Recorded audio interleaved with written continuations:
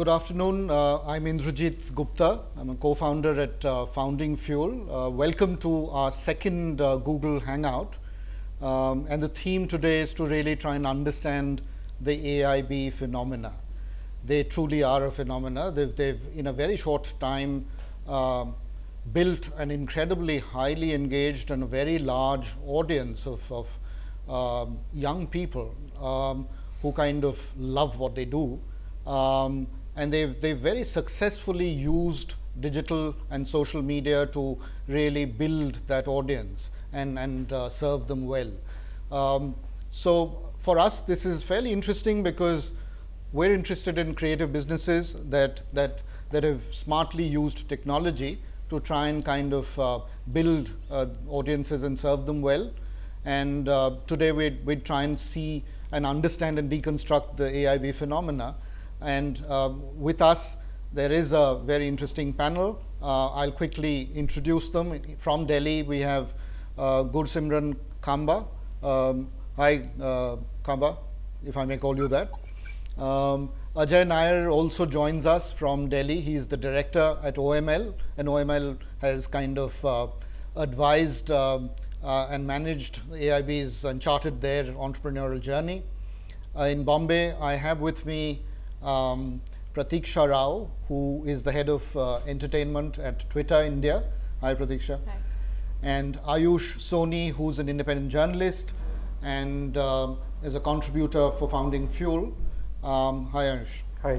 We're shortly going to be joined by Tanmay Bhat, who's also co-founder at AIB, in a few minutes. But we'll start the proceedings, and I'll just give you a sense of what the format is. And we've got three broad segments. We try and kind of understand the entrepreneurial journey, the early struggles, because sometimes we kind of fail to understand the path that these creative businesses take.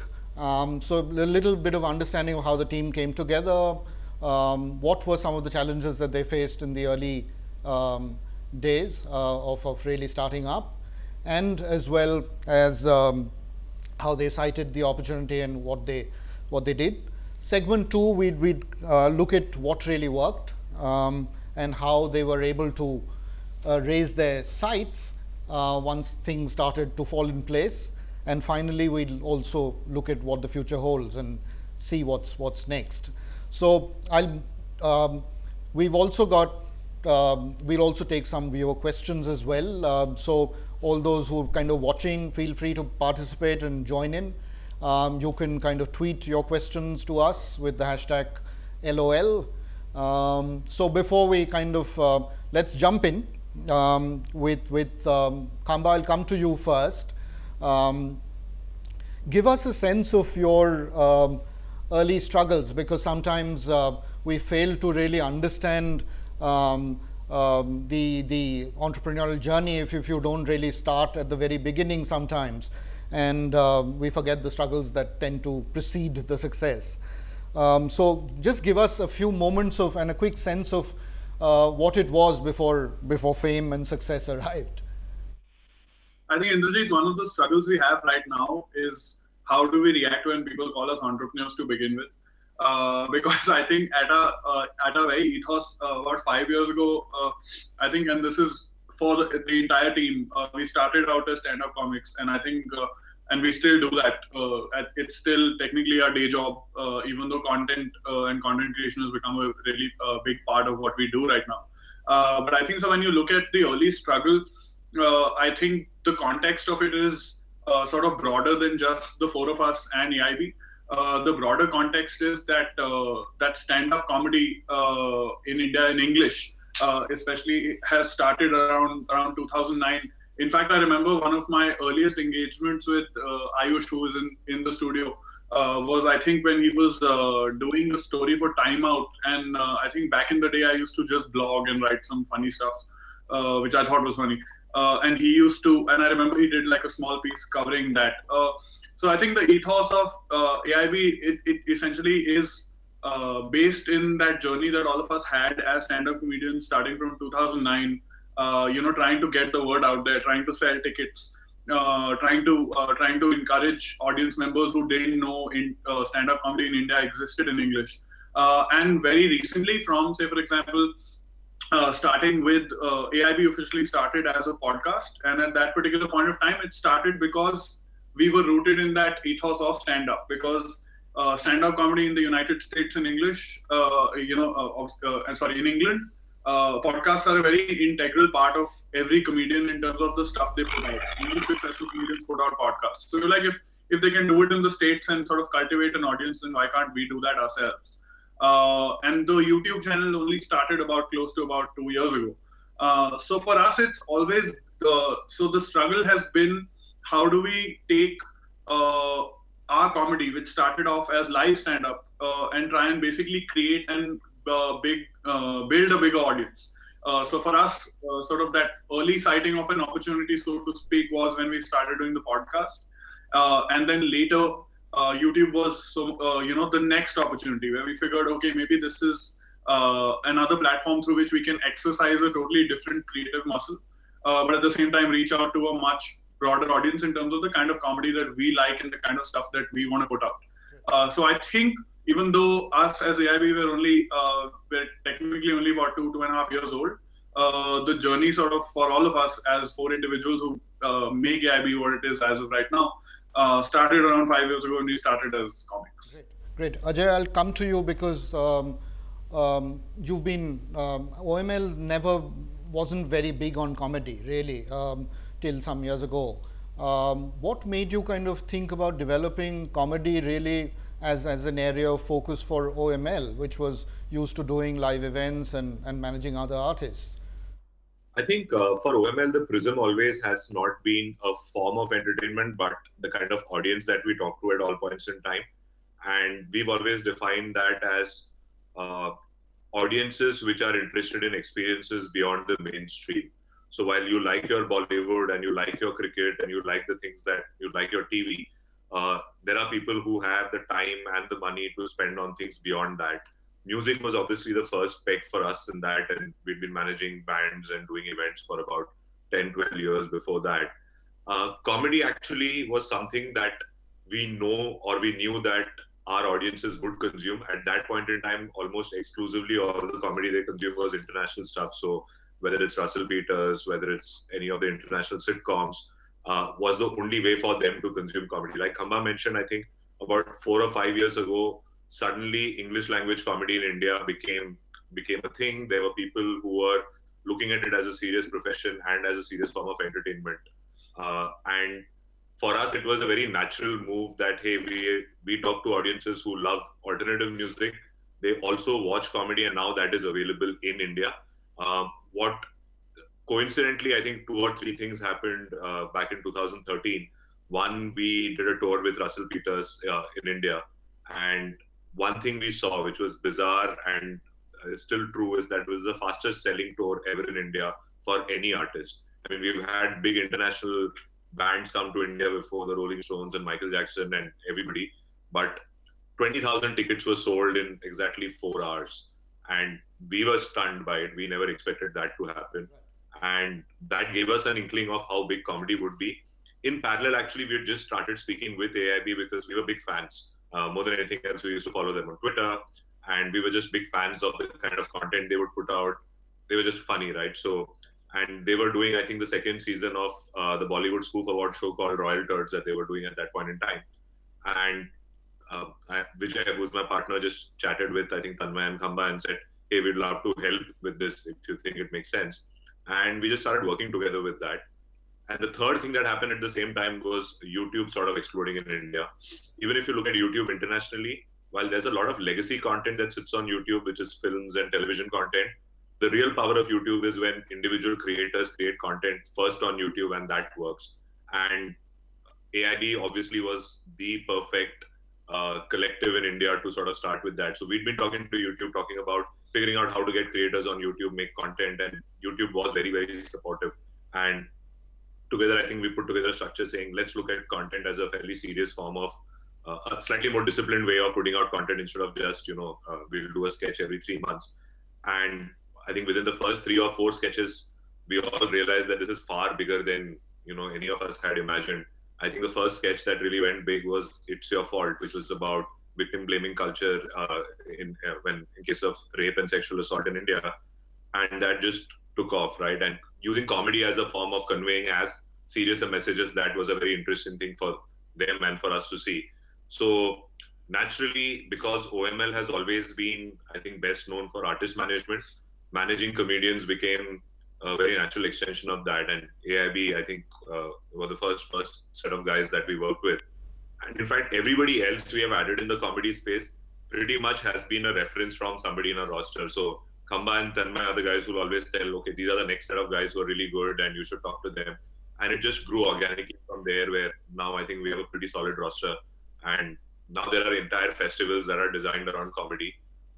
In some ways, it's strange, but comedy is far overtaken what we've done with music over the last few years, simply because I think as a medium, as a form of entertainment, you can reach out to far more people. It's still small compared to, say, Bollywood, but you can still reach out to far more people. You're talking about things which are very Indian most of the time, so people relate to it. And so, yeah, it just became an automatic addition to everything else that we were doing. And right now it's pretty much as important as music is for us. Yeah. So that's useful context. Pratiksha, I'll come to you. Help us try and understand the phenomena that AIB is on the social media front, because in the way that they've kind of exploded and amassed and aggregated audiences for themselves and formed the community. Put that into perspective for us, given the fact that we'll talk a little more about how they engage in that audience, but in the scale of what they've built out, just help us understand that better. Sure. So as I mentioned, a lot of their content is purely digital, whether it's outside of the live events, of course, so whether it's the podcast or their YouTube videos. So it is the digital audience that is consuming this, and what perfect place for them to come and talk about it than Twitter. So, and because these guys are also on Twitter and they're amazing on Twitter, I think each of their tweets in itself is a content piece, just like their YouTube videos and their podcast. And because they've done a good job of engaging with their audience and just being active on the platform, the audience also on their YouTube channels and on their podcasts flock to Twitter to discuss whenever they put out new content. Just like when you watch a new movie or you watch a new episode of your favorite TV show, you go to the water cooler to discuss with your colleagues. Twitter is the digital water cooler, so to speak. So even a lot of the conversation that has developed in India on Twitter is now guided by a lot of content that's created on the digital platform, right? So while people do talk about cricket, politics, news, Bollywood, they're also talking about the new video that they put out just a few days ago. These guys do a good job of also jumping into conversation about the traditional things that people might be talking about. Yeah. Great. Thanks for that. Aayush, you've kind of tracked this space for a while, both for Caravan, with Time Out, and now Founding Fuel as well, although albeit from a slightly different lens, if I may say so. Sure. If you were to kind of look at their journey and map that against any other comedy groups that have come up, right, who would you kind of say is their biggest rival, if there is any actually? Well, I guess the Viral Fever videos come to mind immediately, but the difference between an AIB or and the TVF, as the Viral Fever videos guys are called, is that AIB does well, there are two differences. The first is that AIB has actually developed intellectual properties and live events, whereas the Viral Fever videos are, as by definition, only digital only, as far as I know. The second sort of distinctive feature of AIB is that they do a lot of sketches, whereas a lot of the Viral Fever stuff that has gone viral and that has caught public imagination tends to be satire on news or public affairs. Not to say that that's not a good thing, but it's just these are the two sort of distinct differences between them. Right, thanks for that. Khamba, I'll come to you. Often it's not quite understood that, kind of creating the sketches that Aayush was talking about is fairly serious business sometimes. I mean, there's a lot of research that goes in. I've heard a lot about your brainstorming sessions that you do, the four of you, fairly intense, high energy sessions. Tell us a little about what goes into really some of the brainstorming sessions, and how do you kind of come up with and sense the kind of things that will work? Indrajit, I'm having trouble hearing what you're saying. There seems to be a tech error on some level. Your voice is crumbling. So I was asking about how do you kind of sense what will really work with today's audiences? And there's a lot of research, I'm told, that goes into the work that you do, and the four of you kind of usually brainstorm, and it's fairly intense, high energy kind of sessions. Walk us through that process. What really typically goes on? Is that better? Sorry, I could only make out a few words. Really sorry, Indrajit. We'll come back to you maybe after we're able to kind of fix that. Is that Ajay, are you kind of able to pick up what we're the conversation, or is the sound bad at your end as well?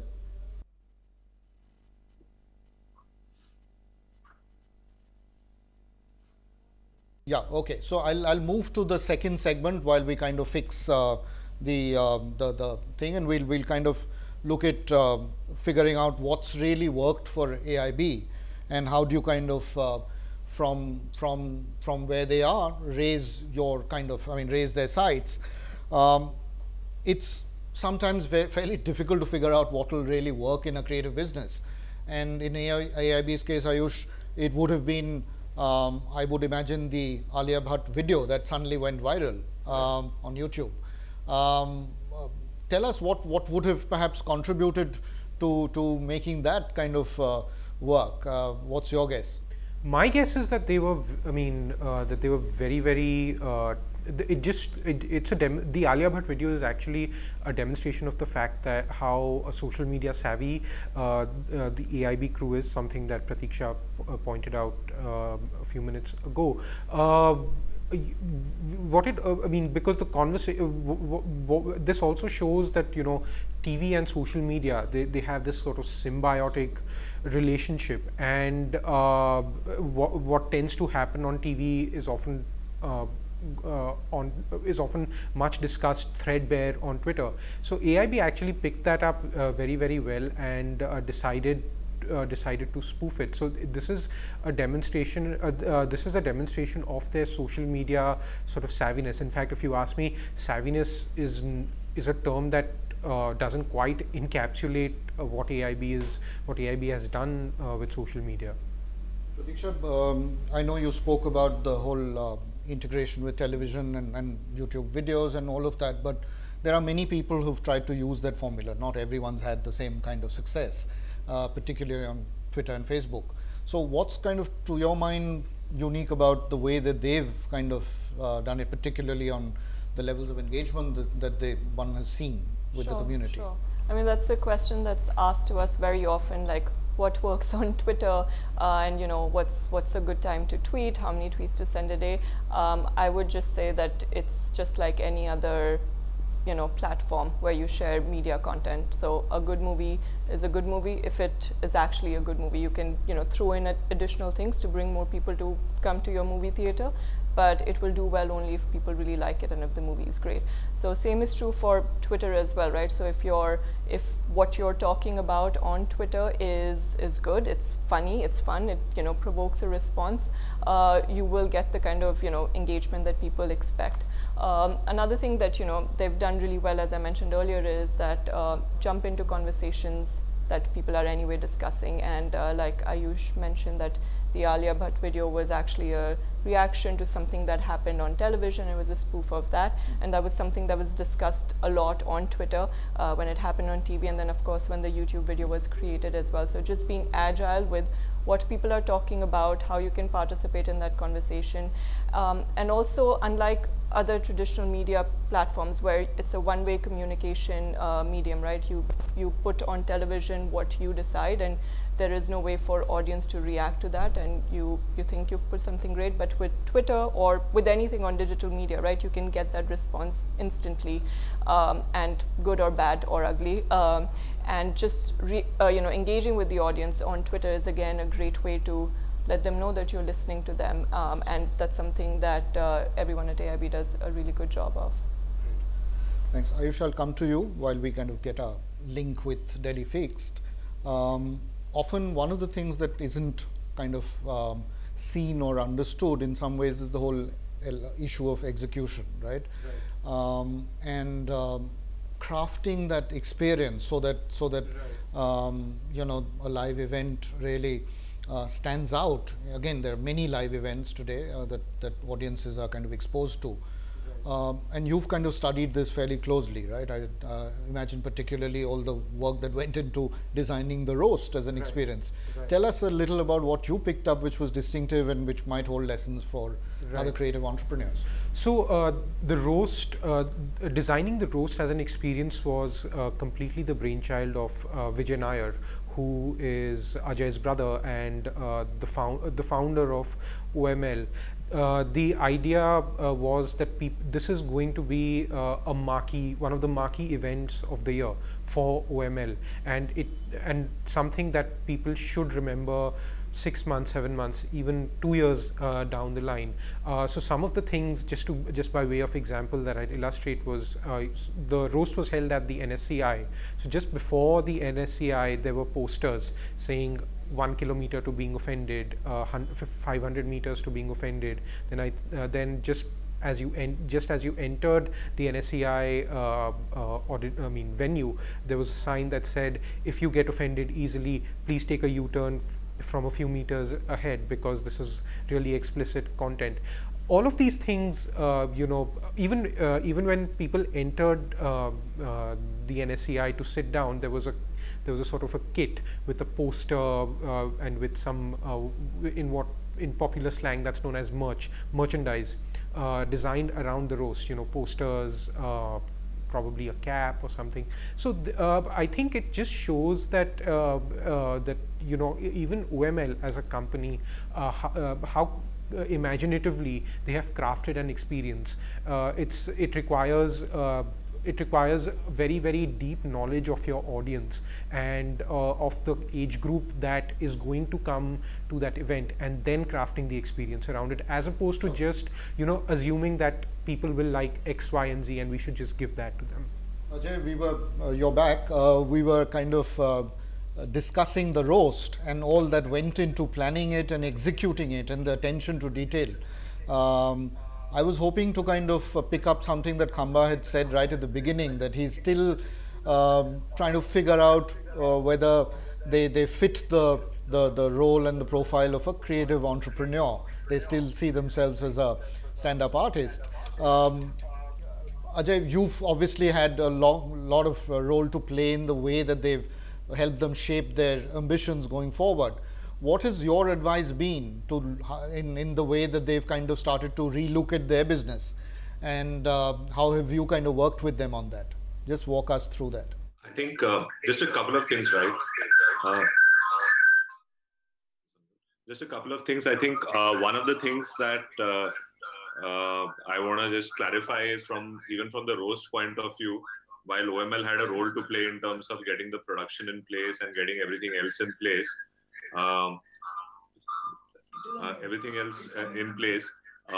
AIB was the creative brains behind the show. And obviously, again, just to be very clear, the roast is not a very original format in that sense. It's been done for 50 years in the US. And I think AIB just figured out how to do it correctly in India and with as much scale as possible. I think our role there was making sure that whatever creative vision they had was brought to the audience in a way which was interesting and innovative, and think big, not do a 800-seater, but look at a big venue, etc., and make sure there is an attention to detail. Going back to your question on our advice and our role with respect to AIB, we pretty much let them do whatever the hell they want, and that's, I think, the best way it works. our job is to ensure that anytime they have an idea, whether it's a roast, whether it's a video, whether it's a TV show or a YouTube show, whether it's a stand-up show, we facilitate that, we enable that.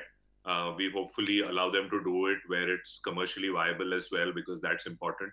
As a company, we've been helping them with setting it up, for example, but at all points in time, it's very collaborative. I think both Khamba and Tanmay, as well as Rohan and Shakya, have a very clear idea of where they want to be in, say, 3 years or 5 years. And it's not just to be a one-trick pony. It's not that, hey, we want to be the best stand-up comics in the country, or we want to be creators in the country, or we want to do these things. It's always one step ahead. For example, they now have a team which they're hiring, which I'm sure we'll talk about.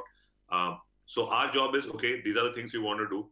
We'll help you in terms of structurally what needs to be done to ensure these things happen, because that, I think, it helps that we have some experience in doing that, and we struggled a lot ourselves, getting to a scale where we are. So a lot of those learnings are just passed on, saying, hey, this is how you set up a team, this is how you set up an office, this is how you think about as a company, this is how you manage your time more than anything else, because the most valuable commodity that AIB has is time. There are 4 of them. There's a lot of effort and time put into every single thing that's done. So this is how you prioritize things. And second thing is just to remove all kinds of risk and insecurity from the setup, right? So if you want to, for example, tomorrow do a 50-city tour in the US, we'll figure out how to get that done. As long as that's the ambition they have. I think we just make sure that don't worry about any of the logistics or the back end. You figure out what is the best thing you want to do at this point in time. How do you want to spend your next 6 months or a year? And we'll figure out how to get that done. So it's always been collaborative. Creatively, they lead everything. And increasingly, one thing that we've seen is, I think, especially over the last 6 months, is as entrepreneurs, beyond just being creative people, they have a very clear sense of where the business needs to be. And that's fascinating to see, because there are very, very few artists that we've dealt with, both in India as well as internationally, who get a sense of how to do business as well, right? So how to think of the brand, how to think of marketing, how to think of a company structure, how to make it sustainable. And they are very, very open to different models, hiring writers, for example, and not saying, oh, the 4 of us will do everything on our own. And one last thing I'd say is, between the 4 of them, they have now figured out a model where they divide and conquer a lot of things. So it's not that all 4 have to be in a room to decide every single thing. So we just help shape a lot of those things. But beyond that, it's their company. And I think irrespective of whether OML is there or somebody else is there, they have the sort of juice and the vision to be able to, go big in the next couple of years. Terrific. I'll pick up the threads on a lot of what you said. But I'll come to Khamba. Khamba, the question that I was kind of asking you when we got cut off was really around the whole creative process. And how do you kind of sense what will work with today's audience? And also in terms of how the creative product gets shaped. Can you give us a sneak peek into how that creative process works for the 4 of you, and how do you kind of leverage perhaps the diversity that exists in the team? I think it's a very simple thing for us, which is that even as comedians, right? As comedians, you talk about the thing which you find funny. And essentially you go on stage and you hope that other people find that funny as well. I think similarly with the kind of content that we do as well, the one sort of, I would say the core guiding thing for us is, are we going to have fun doing this? And do we find this funny? And that's essentially the sort of primary thing that sort of governs essentially any kind of content that we create, or whether we want to write any script for a particular show, or whether we have a stand-up show to do, or whether we're producing just a sketch. Similarly with, say, for example, even if you look at a video that we're doing, which is, say, for example, something like Save the Internet, which we worked with the Media Nama team and the Save the Internet team around net neutrality. The idea was that it's an issue that everybody in the team really believes in, given the fact that it essentially affects not just us, but other young people in the country as well. And on not just from a principle level, but also on some level as a business, in terms of how you do that, how that affects you going forward.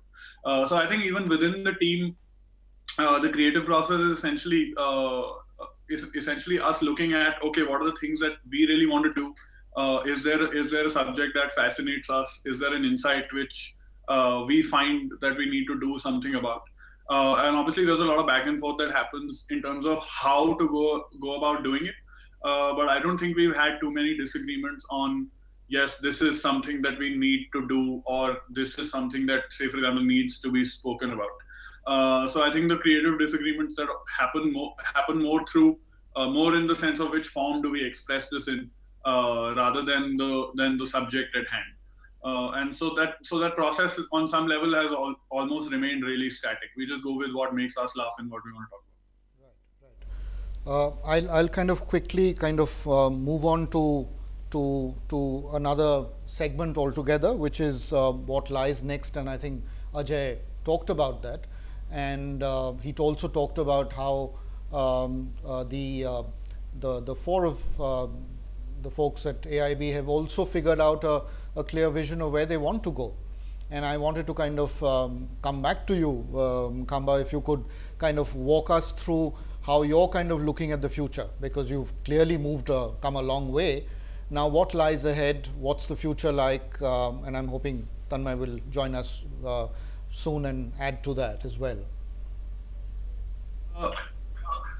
So again, for us, it's for us, the core thing is that we don't want to be limited to a particular platform. The same sort of insight that we apply on a live stand-up show is the same insight that we apply on the kind of content that we do on YouTube as well.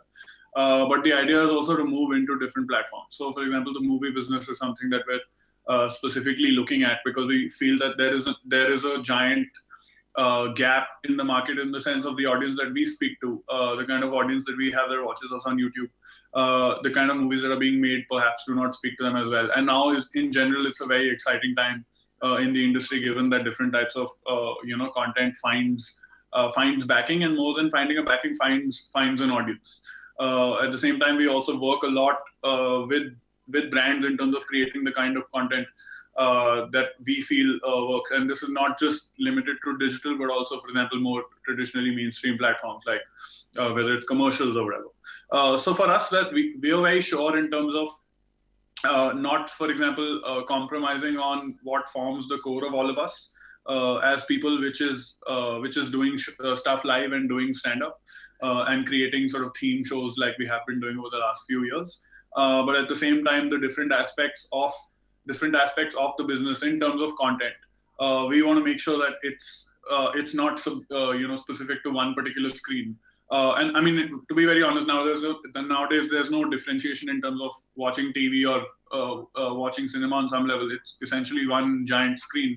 But the idea is to just try and reach different types of audiences through the different platforms that exist within the country, while keeping in mind that we have a certain sensibility, and how can we push that sort of sensibility out there, and hope and see that leads to, for example, more people getting into the business as well, and expanding the entire pie.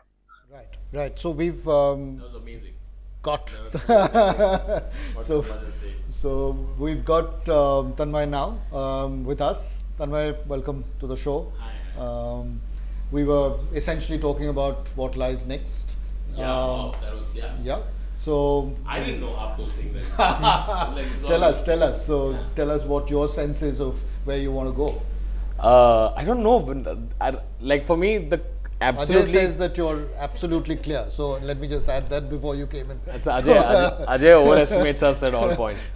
I am most concerned about what our next video is going to be, honestly. Like we literally go by. I mean, except for all the things he said, I think just from as artists also, like we are exploring. This is all new opportunity for us. We never thought we'd be in a place like this. So we are literally going like, what's the next fun thing we can do? What's the next fun thing we can do? You know, that's literally. I'm talking purely from the gut. That's how we take it. Sure. You know, everything we've done so far has literally been that. Like, hey, what's the next fun thing we can do? I think as a brand, like all the exciting things, like movies is exciting for us. But if you do movies, you got to do it smartly, unlike how it's been done, like whatever our attitude towards everything is. Sure. So yeah, so all sorts of things. There's immediately priority, what's the next video, and need to get back to doing podcasts regularly. Like those are two immediate. Why is that? That's quite intriguing that you because mentioned. we haven't done a lot of podcasts, and we started off there, and we really enjoy it. Really enjoy doing it. So this is like, if fans are watching this, these are the correct words they want to hear. You know. So yeah, I'm excited about that kind of stuff. But hasn't video really, I mean, changed the whole videos great. Videos great because we got into video because it was exciting for us. Oh, it's a new thing we can do, and we got addicted because just it's, you know, the video, you just reach so many more people. But I think we began with the podcast, and I think it's really important to us. We've recorded a few recently, and we're going to get back to it regularly. I think that's a medium that's so unexplored in India. Video as well. Right now, there are a lot of new creators who've come in, but podcasting as a platform hasn't really been explored entirely. There are a few players here and there. Yeah. It's getting better, but I think there's a massive growth possibility there. Music to our ears, because we do believe in podcasts a lot ourselves, and we're quite excited about that space as well. And you're right. I mean, there's very little attempt to try and create a market. I mean, if you don't put out good content, then market will never take off, right?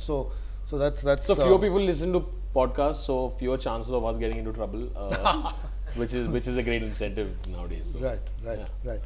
Ajay, I wanted to come to you because live events are reckoned to be a big driver of growth, but what is it that we kind of have to think differently in terms of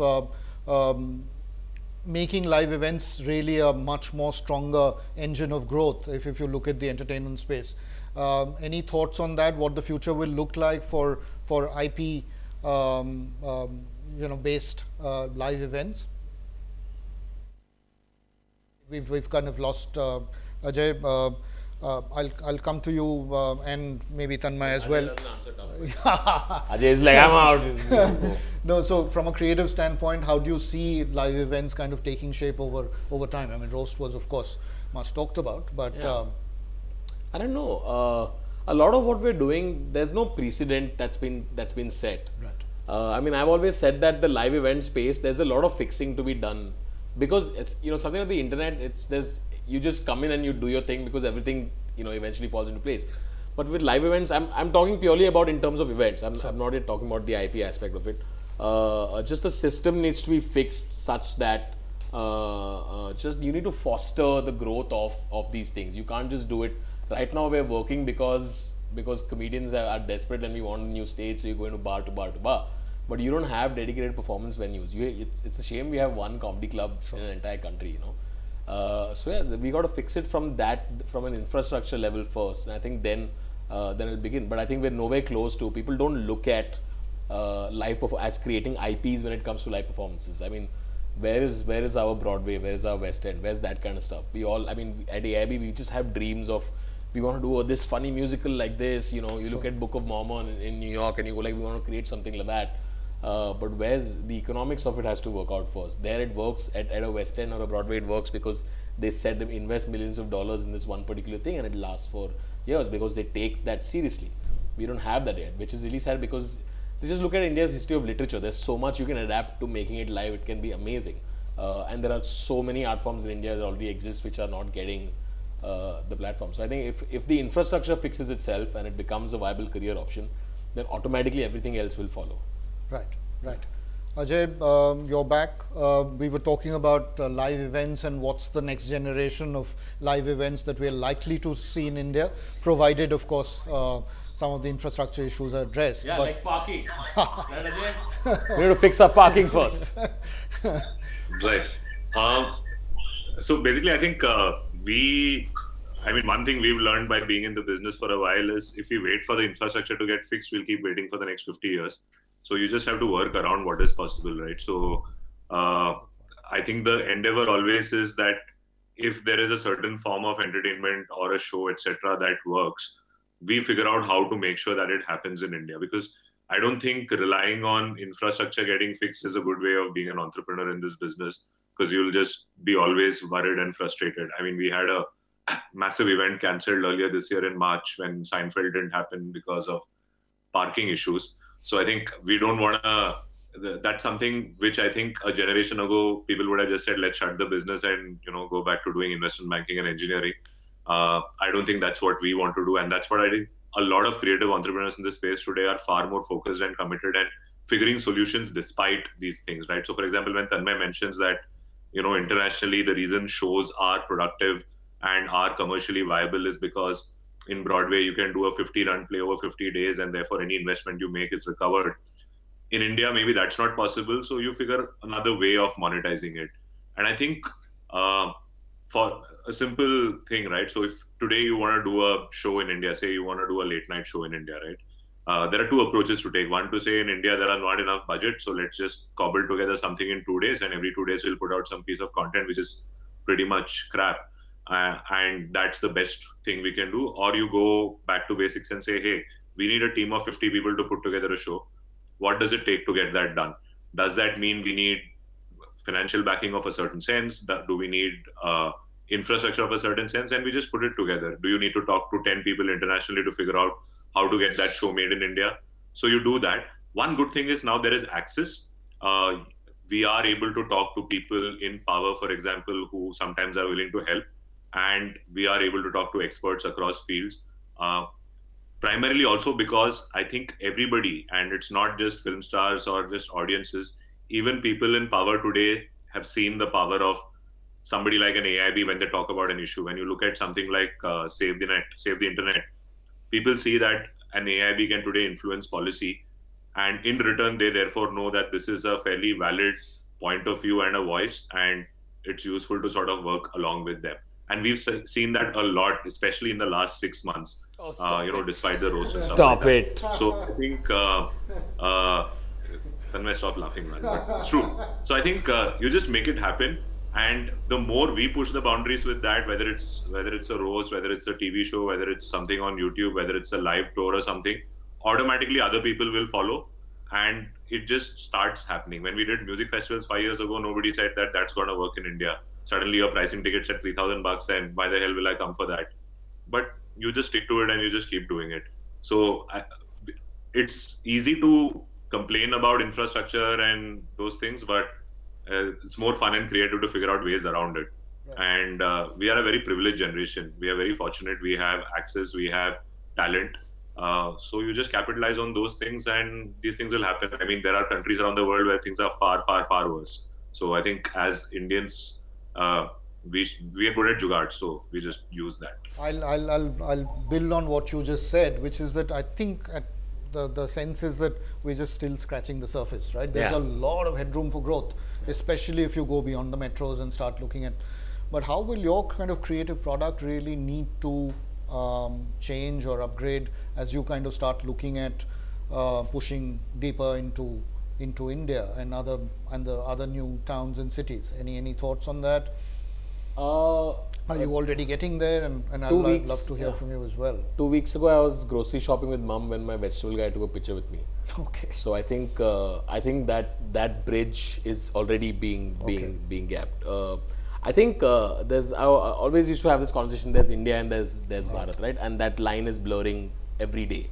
So I think a lot of times we feel like, oh, your sensibility or the sensibility might not work with the rest of India. I'm like, you don't know the rest of India. They will surprise you at every moment. Every time we do something, you realize we are discovering newer audiences. Have you kind of got that sense already from the work that you've done? Yeah. I mean, other than the vegetable vendor. Yeah, no, always. Like, we are surprised whenever we go everywhere. We are surprised at the kind of people who we meet and who we talk to. I've met people from like me and Khamba have done shows in.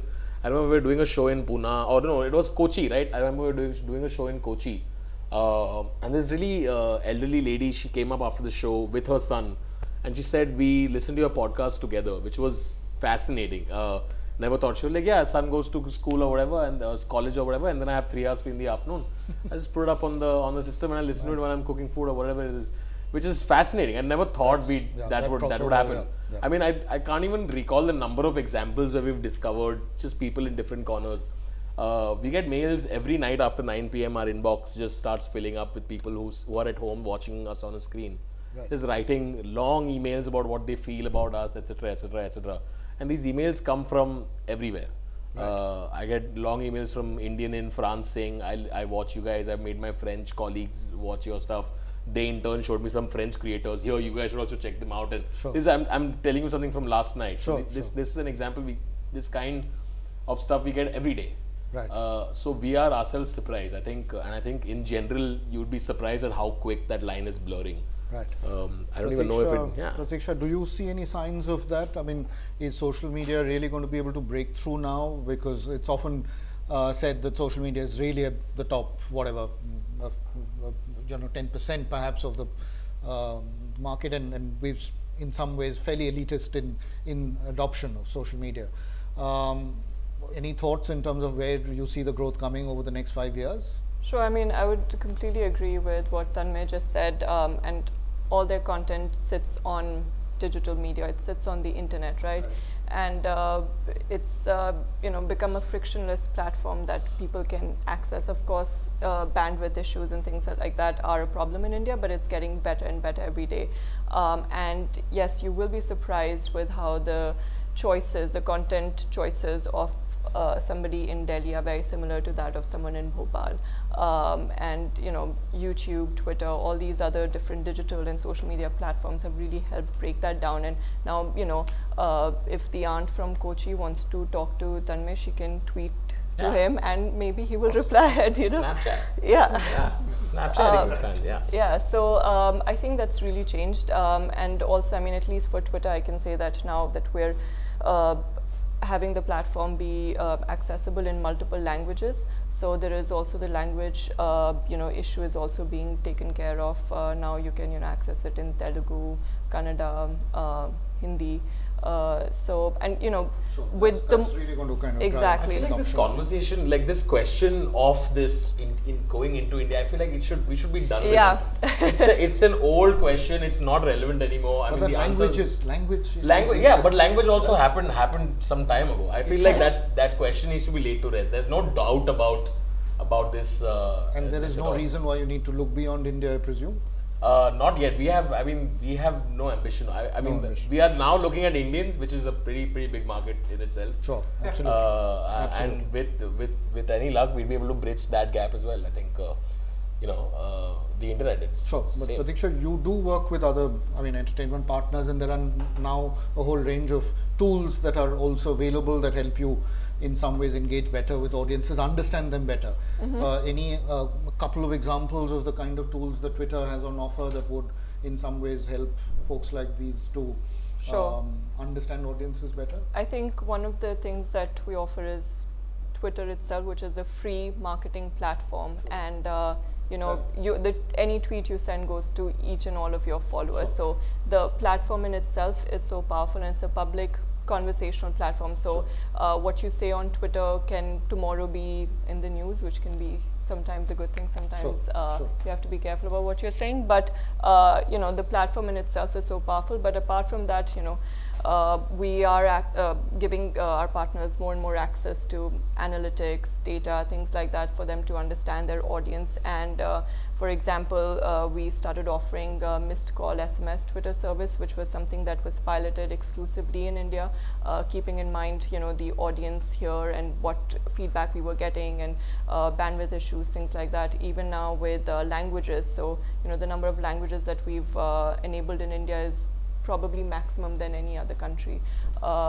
So we are actually innovating more and more as our partners keep sharing feedback. These guys share feedback about this works, this doesn't work, and now you can even upload videos, audio, images, things like that. We're working on making the app much more accessible on Indian network as well. So yeah, we're learning from our partners, but I think especially in terms of understanding the audience, there are a lot more tools available to them now. Right. I'll come to you, Ajay and Khamba in Delhi. Give us a sense of your 3 top priorities over the next 2 or 3 years, and I'll then ask Tanmay to challenge that because he certainly has a different point of view. But Ajay, would you like to go first? If you were to leverage the AIB brand and take it to the next level, what are the 3 things that you would put on top of your priority list? I think for AIB, if I understood your question correctly, top 3 things that we want to do with AIB in terms of priorities, right? Yeah. I think one thing that will happen very soon, if it's not already happened, is the next generation of great pop culture content that comes out of India will be created by some of the creators that have become big in the last year and a half. AIB is pretty much going to lead the charge. They already are there and will lead the charge on creating content that 10 years and 15 years from now, people will say, oh, these were the great shows, that came out of India 10 years ago. It's like today, if you ask a kid, somebody born in the 80s, what are the shows that you liked in the 90s? It'll be a Mahabharata, Ramayana, a flop show, a Dekh by Dekh, right? But in 2000s, I think it was fully taken over by the Kyunki Saas Bhi Kabhi Bahu Thi. I'm sure it's a great show, but that's the biggest show we had. I think what will happen is now the next generation of great high quality content, whether it be movies, whether it be shows, will come from this set of creators. And as AIB, that's a incredibly high priority, and you will see a lot of movement in that in the next 6 months, where shows of quality and scale which haven't been done before will be done. Second, I think one thing that we keep telling these guys as well is it's high time that an artist out of India breaks out internationally. And I know Tanmay said right now it's India and all, but he's just kidding, and next year it will change. And I think one of these guys that will break out internationally, I mean, we all talk about Russell Peters and he sells out shows everywhere. There is no reason why an Indian comic or an Indian comedy collective can't do the same internationally, because your jokes travel internationally, the language is same, and you're funny. That's all it takes, right? And YouTube helps because people are discovering you around the world. So I think that's the second priority, is to break out internationally, and we're quite confident that will happen as early as next year. And third, I think, is to actually make an impact and change. I think, again, there is a position and there is a power that somebody like AIB has, which can be harnessed to actually bring about change. And I'm not saying, Satyameva Jayate type, will make people cry, but you can make people laugh and talk about issues which are serious. And I think Twitter is a great way to sort of evaluate it. If you've seen how AIB operates on Twitter, it's not always jokes, it's not always punchlines. They talk about issues which people care about. I think the level and amount of political discourse that happens now among the 20s is at an unprecedented high. And therefore, you have an ability to sort of not shape opinions, but at least make information accessible to people beyond sort of the mainstream media and, alien Doodh Pira type news items that come on television channels. So you can make real impact, and through comedy, through content, that will happen. And again, I know for AIB and for us, it's an agenda that next year, or I think Vijay says this all the time, next elections, there should be a visible vote swing or a visible impact on elections because of opinions shaped by creators online. And so that's 5 years away or 4 years away. So I think to reach that ability of influence, which by the way happens internationally. So if you follow the US scene, content creators influence policy, influence decisions, influence information, both across the right side, left side, all kinds of ideology and random labels. And that will happen in India. And I mean, somebody like AIB will be at the forefront of that. Sure, sure. So Khamba, do you want to kind of add anything to that? I just wish Ajay would discuss all this with us before saying it. Some of these things even I have no idea about. He's making you commit. So that's publicly. What could be better? Yeah. No, this is fabulous to hear. Today is incidentally Charlie Chaplin's 125th birth anniversary. So we couldn't have picked a better day to do this conversation. So we'll kind of try and wrap up this conversation. We've had a very, very interesting time, I think, listening and understanding what lies behind the AIB phenomena. And the whole confluence of what the power of social media and digital media can do really for brands, but it has to be backed with a lot of hard work, and that's something that Tanmay, we spoke about before you got here. And clearly, I think as audiences, we'd certainly, and as a platform like Fountain Fuel and our partners Boom Live, we'd certainly kind of root if you were to kind of try and build an international profile. So do give that a shot. No pressure. Because no pressure. Okay. So thank you so much. Really appreciate Khamba, Ajay, Tanmay, Pratiksha, and Aayush. We'll carry on this conversation. We'll follow your journey, and all the very best. Thank you. Thanks so much.